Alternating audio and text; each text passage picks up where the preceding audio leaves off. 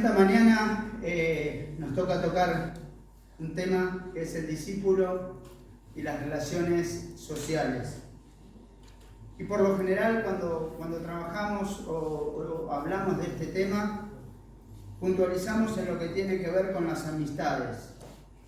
Pero me gustaría que lo veamos en esta mañana desde una mirada más amplia, ya que todos como individuos nos encontramos inmersos en un conjunto de relaciones sociales, las cuales nos condicionan, por un lado, nuestras conductas, ¿no? Y al recordar y trabajar sobre este tema, se me vino una frase a la mente que decía: dime con quién andas y te diré quién eres. Y esta frase me hizo pensar acerca de la vida de Jesús y lo que la gente debería decir por el tipo de personas con las que él se rodeaba. Jesús, durante su vida en la tierra, tuvo distintos tipos de relaciones y las podemos identificar de alguna manera: las relaciones con Dios Padre, la relación de familia, familiares, amigos, las relaciones de contexto, los habitantes de la región, y las relaciones que podríamos nombrar de actividad pública. En estas últimas es en las que me gustaría que nos enfoquemos y de las cuales hay muchos datos en las Escrituras.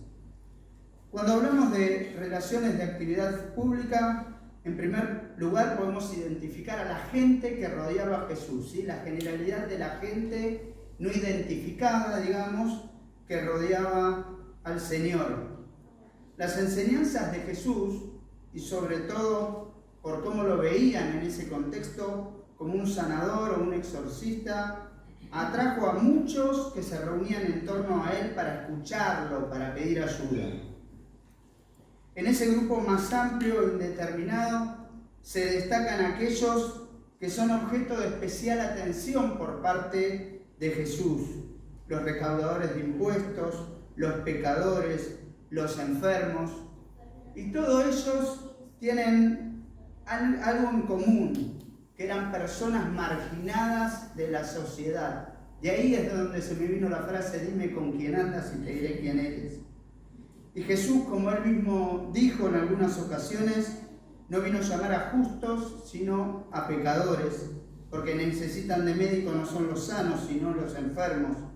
Fíjense en Marcos 2:15 al 17, aconteció que estando Jesús a la mesa, en casa de él, muchos publicanos y pecadores estaban también a la mesa junto con Jesús y sus discípulos, porque había muchos que le habían seguido.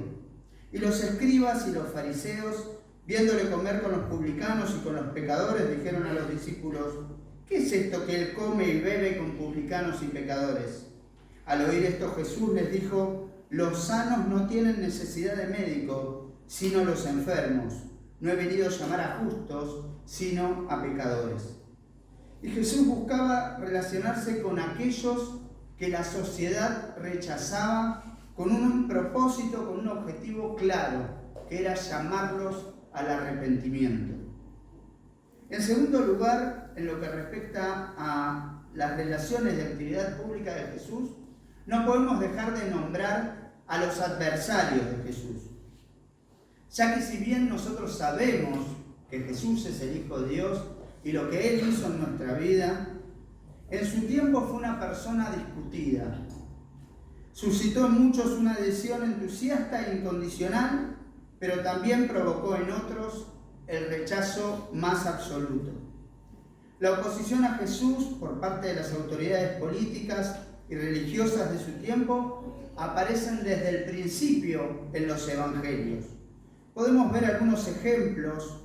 En Marcos 2, 1 al 6, dice que algunos días después Jesús volvió a Capernaum, en cuanto se supo que estaba en casa, y se juntó mucha gente, de manera que ya no cabía ni aún en la puerta mientras él les predicaba la palabra. Y llegaron entonces 4 hombres que cargaban a un paralítico. Como no podían acercarse a Jesús por causa de la multitud, quitaron parte del techo donde estaba Jesús, hicieron una abertura y por ahí bajaron la camilla donde estaba acostado el paralítico. Cuando Jesús vio la fe de ellos, le dijo al paralítico: hijo, los pecados te son perdonados. Algunos de los escribas que estaban allí sentados se decían a sí mismos: ¿qué es lo que dice este? Está blasfemando. ¿Quién puede perdonar pecados? Nadie sino Dios. Marcos 11:27 dice que volvieron a Jerusalén y mientras Jesús andaba por el templo, los principales sacerdotes y los escribas y los ancianos se acercaron y preguntaron: ¿con qué autoridad haces todo esto? ¿Quién te dio autoridad para hacerlo? Marcos 12:38-40 dice en su enseñanza: también él les decía: cuídense de los escribas, porque les gusta pasearse con ropas largas y les encanta que los saluden en las plazas y sentarse en las primeras sillas de las sinagogas y ocupar los mejores asientos en las cenas. Además, se apoderan de los bienes de las viudas y luego fingen largas oraciones, pero peor será su condenación. Y sabemos que la oposición más encarnizada contra Jesús vino de los saduceos y sacerdotes de Jerusalén, cuyos privilegios atacaba Jesús. Y fueron ellos los principales promotores de su muerte. Sin embargo, algo que tenemos claro es que a pesar de todo el grupo de personas con las que Jesús se relacionó, Él las amó. Y las amó a tal punto que incluso en su lecho de muerte ruega por ellos. Dice Lucas 23:34, y Jesús decía: Padre, perdónalos porque no saben lo que hacen. Y tengamos en cuenta también que a medida que nosotros testifiquemos de Él, recibiremos el mismo trato por parte de los enemigos de Jesús. Pero hay un tercer grupo de personas a considerar dentro de este grupo de relaciones de actividad pública de Jesús, que es su círculo íntimo, los discípulos. Y los 4 evangelios relacionan el comienzo de la actividad de Jesús con la llamada de los primeros discípulos. Fíjense lo que dice Marcos 1:14-20. Después de que Juan fue encarcelado, Jesús fue a Galilea para proclamar el evangelio del reino de Dios. Y decía: el tiempo se ha cumplido y el reino de Dios se ha acercado. Arrepiéntanse y crean en el evangelio. Y mientras Jesús caminaba junto al lago de Galilea, vio a Simón y a su hermano Andrés. Estaban echando la red al agua porque eran pescadores. Y Jesús les dijo: síganme y yo haré a ustedes pescadores de hombres. Enseguida ellos dejaron sus redes y lo siguieron. Un poco más tarde Jesús vio a otros 2 hermanos, Jacobo y Juan, hijo de Zebedeo, quienes estaban en la barca remandando sus redes. Enseguida Jesús los llamó y ellos dejaron a su padre Zebedeo en la barca junto con los jornaleros y lo siguieron. Estos discípulos formaban parte del núcleo en torno al cual Jesús irá congregando a un grupo de hombres que estaba dispuesto a dejarlo todo para seguirlo y para ayudarle en la tarea que está comenzando a llegar el reino de Dios. Desde el momento de su llamada, los discípulos están siempre con Jesús, lo acompañan a todas partes y son testigos de lo que hace y dice. Y Jesús les dedica numerosas enseñanzas e instrucciones. Los va vinculando cada vez más a su proyecto hasta el punto de enviarlos a anunciar en su nombre, con su misma autoridad, el mismo mensaje que él anunciaba. En los evangelios podemos ver una y otra vez la dedicación que Jesús tiene para con ellos, como así también la paciencia que tiene para con los discípulos. Y es indudable que Jesús le dedica a ellos 3 años con una necesidad clara, con un objetivo claro. En primer lugar, pasar tiempo juntos. Jesús era consciente que lleva tiempo desarrollar una relación y es por eso que estaba dispuesto a pasar tiempo con ellos. Un desafío interesante para cada uno de nosotros, pensando en qué tiempo le dedicamos nosotros a cultivar relaciones con quienes conocemos y que no tienen al Señor o que necesitan crecer en Él. Marcos 3:14 dice que estableció a 12 para que estuviesen con Él y para enviarlos a predicar. La necesidad de pasar tiempo, la frecuencia. algo de lo que muchas veces carecemos con el Señor. El desafío es acercarnos a Él, no solo ocasionalmente, sino dedicarle tiempo, pasar tiempo juntos con el Señor. Pero Jesús también tenía la necesidad clara de conocer a quienes servía. Y Jesús nos enseña que hay que conocer a las personas que sirvió. Pedro era pescador, mientras que Mateo lo tomó del puesto de recaudación de impuestos. Eran personas diferentes. Y el desafío para nosotros es estar dispuesto a conocer a quienes queremos servir, conocer su vocabulario, sus ideas, sus necesidades, sus anhelos. Pero Jesús también, al conocerlos, se comunicó con ellos usando un lenguaje amistoso, cariñoso. Buscó compartir sentimientos, creencias, metas e inquietudes, lo que es necesario para establecer conexiones más significativas. Escuchar era una parte fundamental de que les importaba. Pero también buscaba servirles en todo momento, y es lo que él también esperaba de sus discípulos. Fíjense en Marcos 10, 35 al 45, en aquel tiempo, Santiago y Juan, los hijos de Zebedeo, se acercaron a Jesús y le dijeron: Maestro, queremos que nos concedas lo que te vamos a pedir. Y él les respondió: ¿qué quieren que haga por ustedes? Ellos dijeron: concédenos sentarnos uno a tu derecha y el otro a tu izquierda cuando estés en tu gloria. Y Jesús les dijo: no saben lo que piden. ¿Pueden beber del cáliz que yo beberé y recibir el bautismo que yo recibiré? Podemos, le respondieron. Entonces Jesús agregó: ustedes beberán del cáliz que yo beberé y recibirán el mismo bautismo que yo. En cuanto a sentarse a mi derecha o a mi izquierda, no me toca a mí concederlo, sino que esos puestos son para quienes han sido destinados. Los otros 10 que habían oído a Santiago y a Juan se indignaron contra ellos. Y Jesús los llamó y les dijo: ustedes saben que a quienes aquellos se considera gobernantes dominan las naciones como si fueran dueños, y los poderosos le hacen sentir su autoridad. Entre ustedes no debe suceder así. Al contrario, el que quiera ser grande, que se haga servidor de ustedes, y el que quiera ser el primero, que se haga servidor de todos. Porque el mismo Hijo del Hombre no vino para ser servido, sino para servir y dar su vida en rescate por la multitud. Y por último, cuando el Señor veía una necesidad clara, un objetivo claro en sus discípulos, tenía la necesidad de amarlos.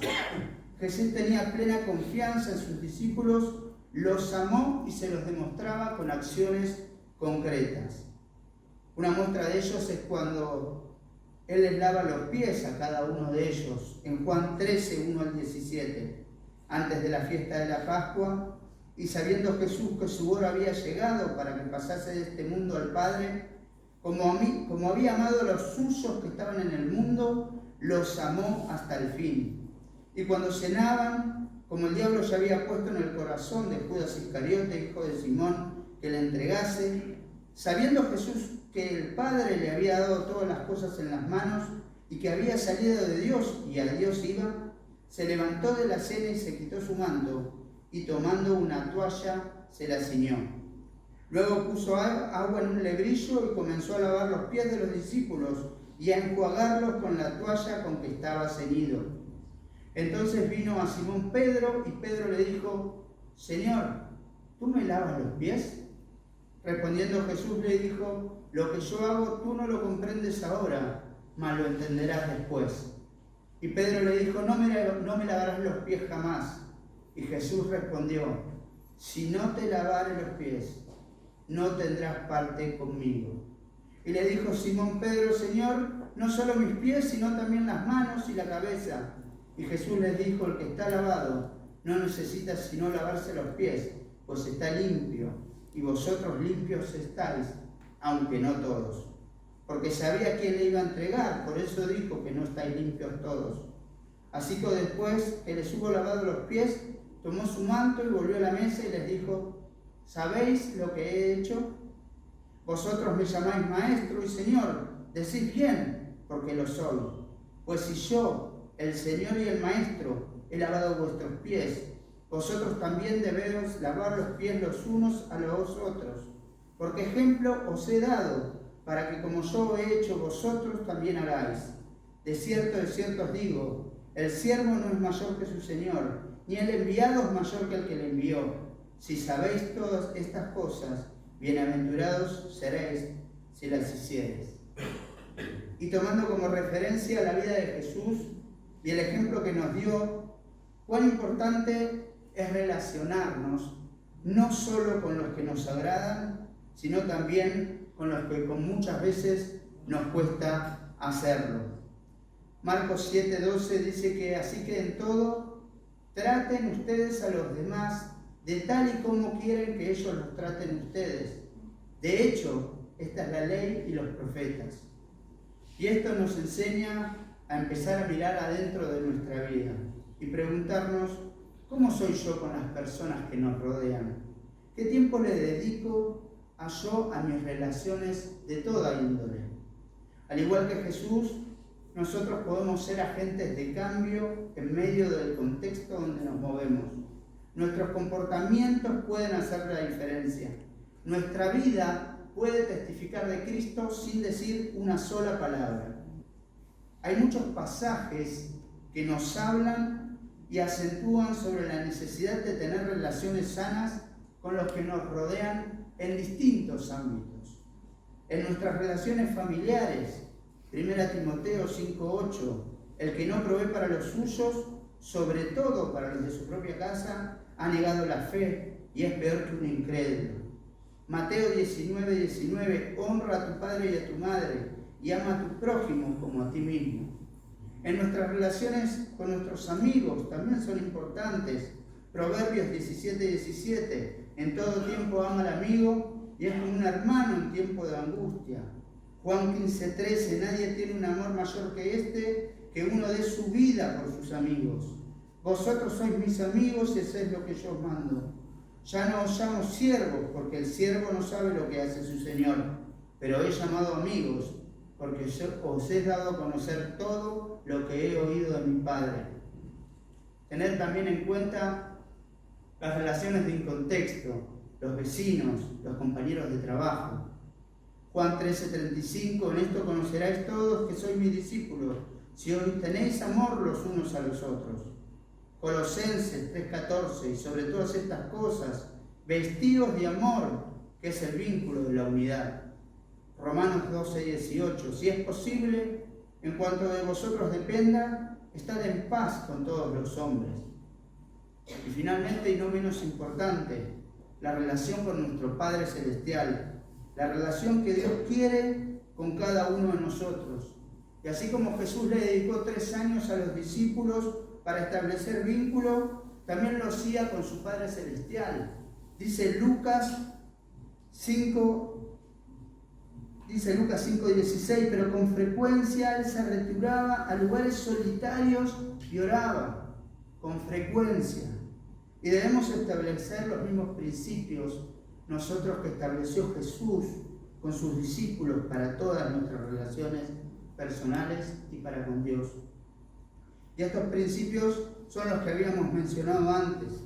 La necesidad de pasar tiempo juntos, entendiendo que para desarrollar una relación es necesario dedicarle tiempo, es necesario la constancia, es necesario la frecuencia.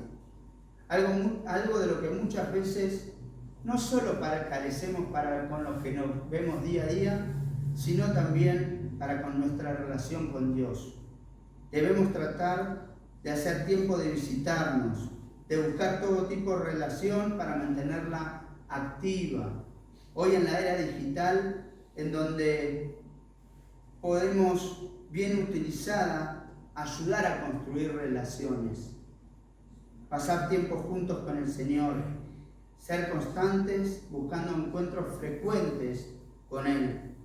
Y así como Jesús buscaba continuamente aprender de los discípulos en lo que respecta a la relación con Dios, no podemos servir a alguien que no conocemos, de alguien con quien no tenemos trato. Es por eso la importancia de la lectura de su palabra, de contar con un devocional diario que nos permita conocerlo en la intimidad. Y lo mismo pasa con las relaciones personales. Es importante aprender de los que nos rodean, interesarnos, conocernos más y más para afianzar relaciones. Pero también es importante la necesidad de buscar comunicarse con cariño y aprender a escuchar a los que nos rodean. Algo clave que ayuda a construir relaciones. Escuchar es una parte fundamental de comunicar que el otro nos importa. Cuando se escucha con atención, la oportunidad de ayudar a los demás a venir a Cristo aumenta a medida que obtiene entendimiento y comprensión de sus necesidades, al sentirse ellos amados, comprendidos y seguros. Cuán importante es servir al prójimo. Es importante ser sensible a las necesidades de aquellos con quienes nos relacionamos y estar dispuestos a dar el tiempo, nuestros talentos, ya sea en momentos de necesidad o simplemente para demostrar que nos importan. Cuán importante estar presentes para brindarles consuelo, apoyo y la ayuda que necesiten cuando hay una emergencia, una enfermedad o una situación urgente. Por último, amar al prójimo al igual que a Dios. Así como el apóstol Juan enseñó que amamos a Dios porque Él nos amó primero, 1 Juan 4:19, cuando los demás sienten nuestro amor genuino a través de nuestros actos de servicio, esto puede ablandar corazones, puede aumentar el amor y la confianza. Mateo 22:39 dice: el segundo semejante a este, amarás a tu prójimo como a ti mismo. Juan 15:12, este es mi mandamiento, que os améis los unos a otros como yo he amado. 1 Tesalonicenses 3:12, que el Señor los haga crecer para que se amen más y más los unos a otros, y a todos tal como nosotros los amamos a ustedes. Y contaba hoy en el primer culto que cuando me tocó este tema, bueno, era un tema más que me había tocado tratar, y así lo iba a hacer, pero el Señor me sorprendió cuando al terminar de preparar el mensaje y hablar de todos estos temas, tuve que vivir en carne propia algunas situaciones personales junto con Noelia, y qué importante, ¿no?, es sentir el amor de mis hermanos, de mis amigos, y esa necesidad de ver cómo ellos estaban orando, cómo estaban sirviéndome, cómo estaban comunicándose con cariño a pesar de ese feo momento, y nos sentimos amados como familia. Y por eso tomó relevancia para mí el mensaje, ¿no?, que podamos empezar a vivir de esta manera, que podamos buscar tener los atributos que el Señor Jesús tuvo para con sus discípulos al momento de construir relaciones. Les dejo un último versículo que dice 1 Pedro 3:8, en conclusión: sed todos de un mismo sentir, compasivos, fraternales, misericordiosos y de espíritu humilde. Oramos. Señor, gracias por esta mañana, gracias por el tiempo que pudimos compartir juntos. Señor, queremos pedirte que vos obres en nuestras vidas, que nos ayudes a mirar más allá de nosotros mismos, de poder, Señor, construir relaciones sanas, de ver la necesidad del otro, de buscar servirle, de amarle, de aprender a comunicarnos con cariño, Señor. Padre, vos sabés todas las cosas. Te damos gracias, Señor, por este tiempo, y te pedimos, Señor, que nos guardes en el resto de la semana. En tu nombre, amén. Amén.